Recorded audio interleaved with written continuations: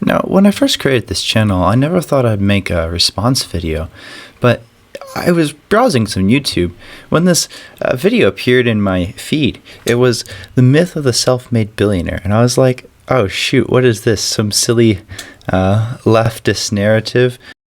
And everything wrong with the myth of the self-made person. It turned out to be even more hilarious because it's actually a full-on Marxist making these videos. With Marxist literature, according to Marx, the bourgeoisie, the proletariat.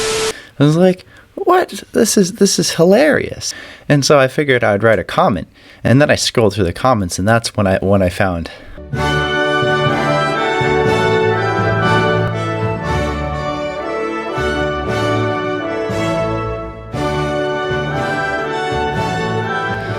Well, actually, originally I decided I was going to make a comment, and then that got way too long, so I figured, might as well respond to the whole video.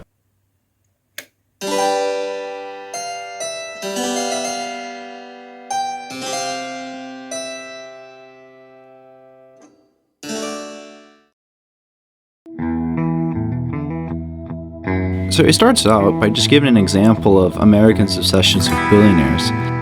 It's no secret that Americans love to hear about billionaires. Big news on Rihanna, the superstar singer and entrepreneur gaining a new title, Billionaire. Obviously, we're obsessed with billionaires, mainly because, well, they're the pinnacles of success. And we want to see how they did it so that we could be more successful. At least that's his general philosophy.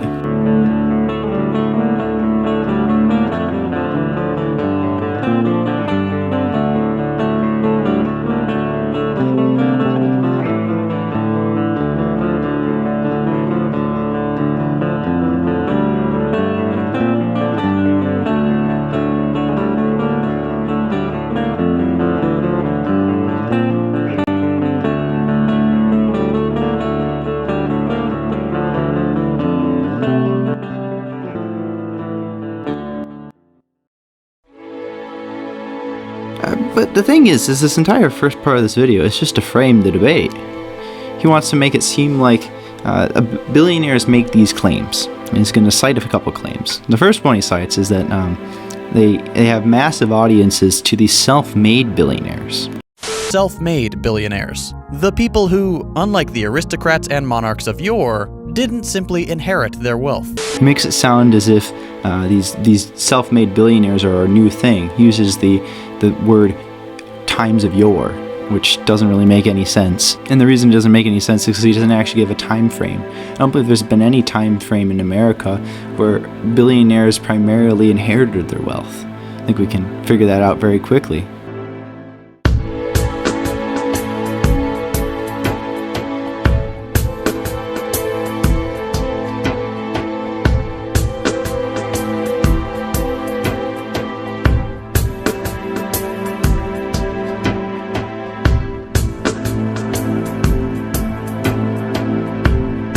And then he says that this is a misleading concept of the self-made billionaire. It's like, why is this misleading?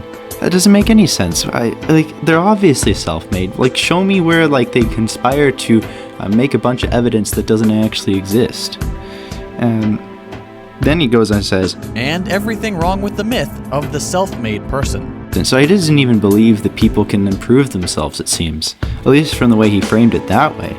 Which is just ridiculous. Obviously people can improve themselves. Otherwise, what's the point of being educated? He claims in the future parts of the video that you should be using these billionaires' money to fund education. It's like, okay, why am I educating kids if you can't improve yourself? You're saying basically that my potential is ultimately limited as an individual, right?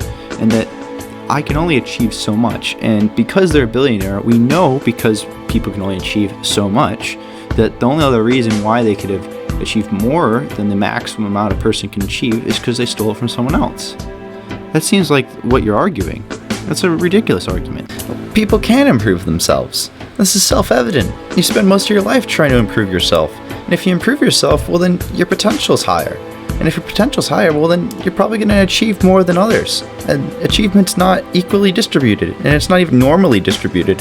It's distributed under a power law.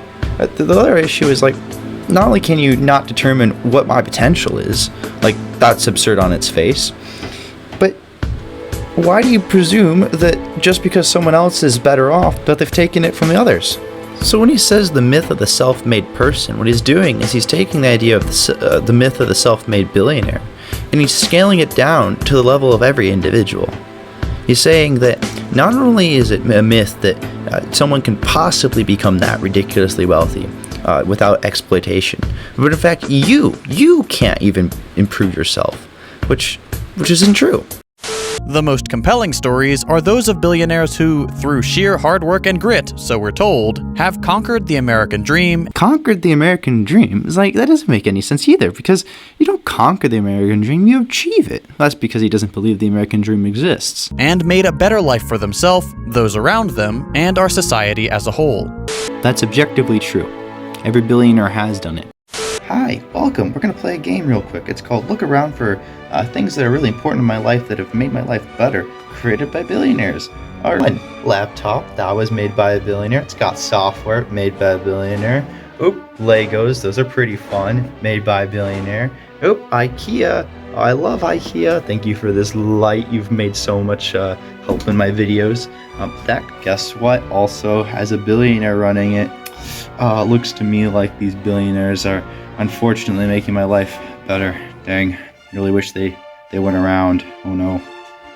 And then he goes into a reason why this is all misleading, right? He says, vanishingly few people become billionaires. There's like about 600 in the United States that have become billionaires. Well, that's obviously true, but it's like, well, how is that relevant? And then he's like, well, because they try to trick you into believing that anybody, yes, even you, dear viewer, could one day be just like them. You already know how they attempt to sell this falsehood. It's always so incredibly simple.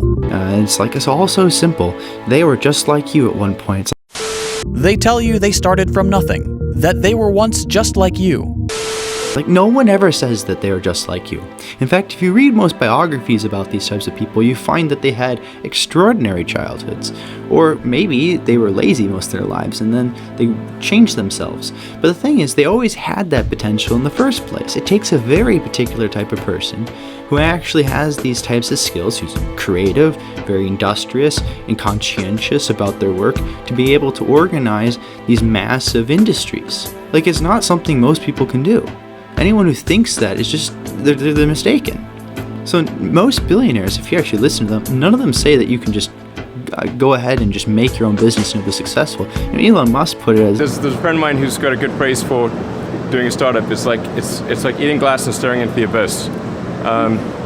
So it's if you go into it expecting this, it's going to be just fun, you will be disappointed. It's not. They too had a 9-to-5 job that they hated. It's quite painful. It's much easier to get a job somewhere, but it's really like if you're sort of wired to do it, then you should do it, but not otherwise. It's not going to optimize your leisure time or anything like that. It's going to be extremely difficult and stressful. So you must feel compelled to do it. Let me put it this way: if you need inspiring words, don't do it. Like, it's not something easy, and most people don't do it because, for one, it's not fun for a lot of people, and two, most people don't want to work that much, and three, it's like the chances that you actually have the ability to do so are very low. Now, maybe you do, but most don't. They too had trouble paying their bills.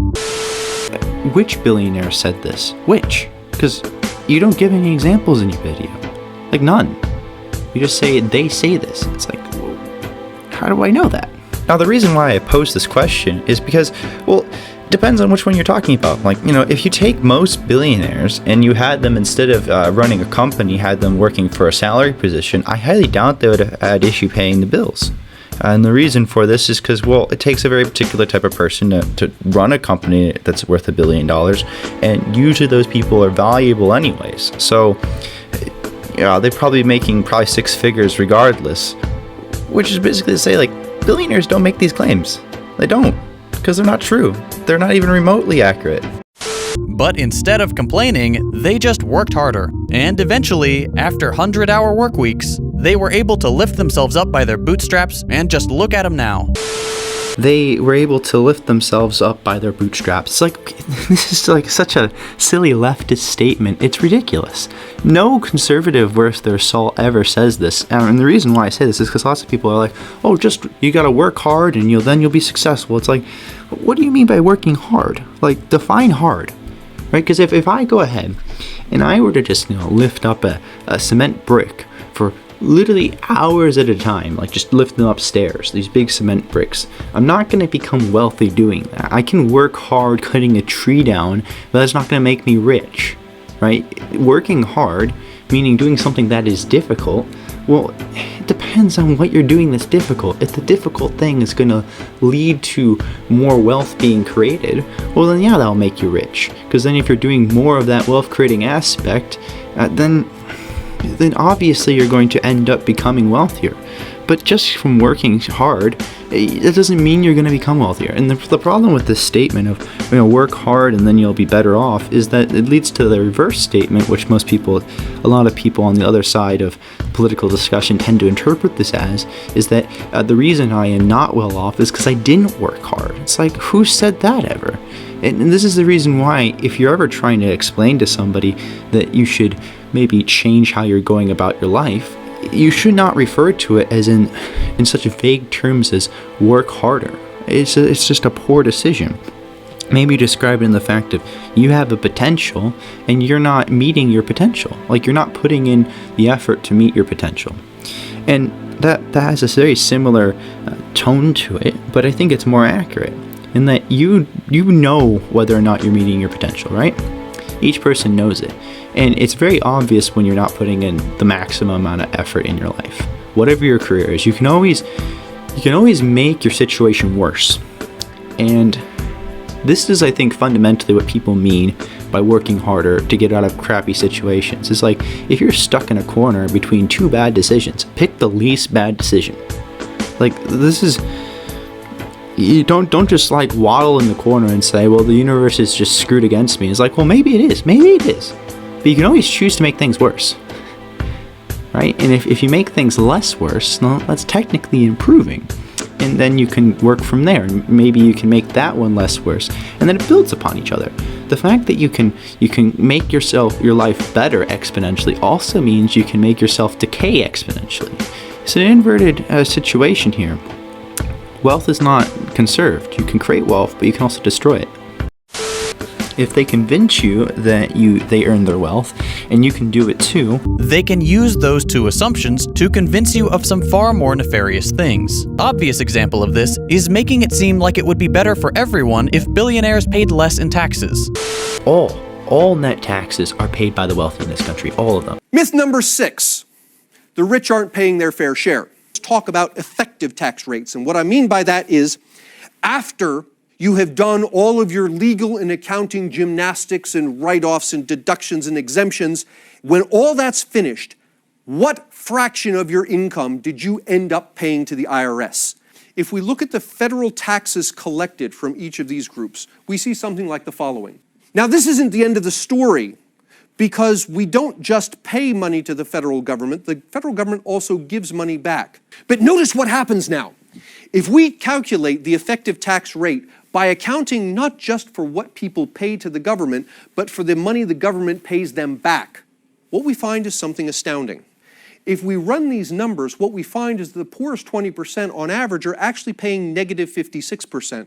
This is true all the way up through middle-income America. The average middle-income American is receiving back 15% more from the federal government than he paid in. The top 1% are paying about 34%. And this raises an interesting point, because every time someone says, well, we should cut taxes, someone else responds with, well, you mean tax cuts for the rich. But in fact, our tax system, at least at the federal level, has become so progressive that virtually every tax cut, by definition, is a tax cut for the rich, because on average, those are the only people who are actually paying. We're such a progressive system that our income taxes are that way in this country. And it actually probably would be better. If you want to increase state revenue, lowering corporate taxes would raise individual taxes, because then the money would just end up going into dividends. profits ultimately end up in the hands of the shareholders. And the shareholders are going to expend less effort trying to avoid taxes than the corporations themselves, not to mention that they have a higher tax rate, which means that the state ultimately would make more. If we just got the government out of the way of these people who have proven to us that they are visionaries, that they alone know how to manage money. Well, first off, they obviously do have the skills to manage wealth, because why would you want to put the wealth in the hands of those who can actually create more stuff with it, right? If you give it to the government, maybe they create a social good out of it, but most of the time ends up being squandered. And this isn't because they're wicked. It's because, well, fundamentally government's structured in a manner that creates inefficiencies, and obviously certain things need to be given over to the government. I mean, for one, the basic reason why you have it is so there's a monopoly on power, right? You need a monopoly on power to allow for civility in a society. And there's many other examples of when government's been given money and it creates a social good out of it. Prevention of the tragedy of the commons. That's an easy example in economics. But if you want to compare it just on like bonds, for instance, bonds versus stocks, like government treasury bonds versus stocks, it is obvious that stocks are the better investment. The government takes in about $3 trillion a year in revenue from taxes.